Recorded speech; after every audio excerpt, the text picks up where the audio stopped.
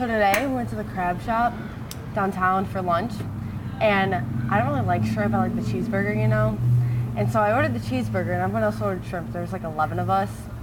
And they come and they serve the shrimp, and then they give us the bibs, which are cool, and they said, let's get cracking. This is Scott, a hopelessly adequate individual, born with an empathetic handicap and lacking in most human emotion. Somehow he has managed to maintain his stale livelihood throughout all of his days. This is Jennifer, Scott's energetic and passionate girlfriend.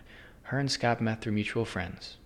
She loves to talk, and Scott is an expert at pretending to pay attention. Naturally, they were a perfect fit. Scott, however, is looking for something more. He is looking for the one thing that will truly make him happy. Scott's daily routine is simple. He wakes up, goes for a jog, gets lost on the jog, goes to school, and goes home to sleep only to do it all over again the next day. Today is different for Scott.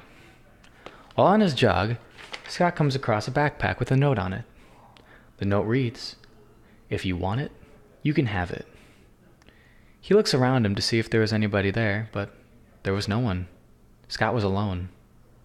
He was faced with a difficult choice: either take the backpack or leave it. He took it. Suddenly, everything he would do on a daily basis, he did with his backpack. Things even became easier for him with a backpack. He woke up with his backpack. He went on a jog with his backpack. He used a map found in his backpack to locate his way back home.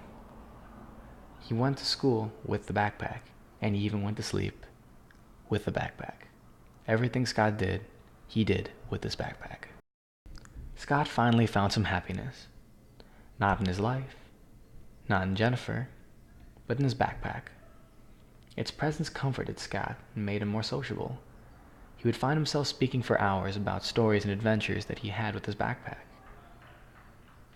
It even came in handy from time to time. Jennifer and Scott continued on with their relationship as usual. However, Jennifer began to be annoyed at Scott's obsession with his backpack.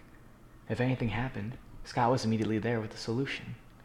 Him and his backpack were becoming inseparable. In a way, the backpack was becoming a third part of their relationship.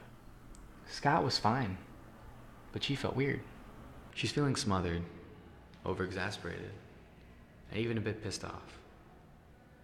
It seems to her that the backpack is changing Scott. For her, Scott's not the same guy that she's been with for the last few months. Scott's changed. Jennifer confronted Scott.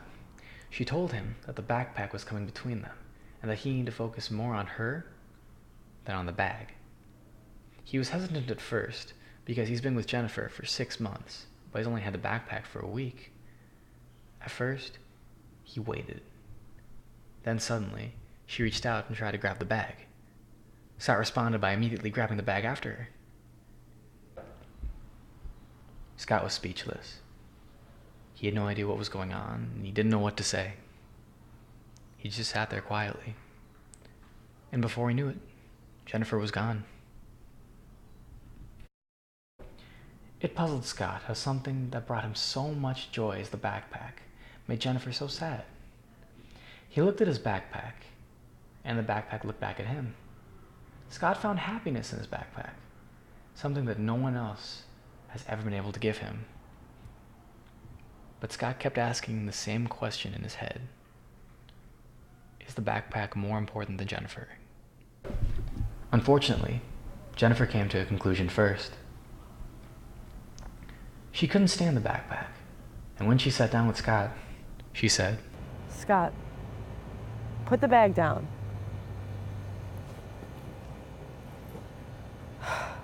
Let go. We've been together 6 months, and you've been with that bag for like 6 days. You can't let go of it. Can you say something? It's the bag or me. Fine.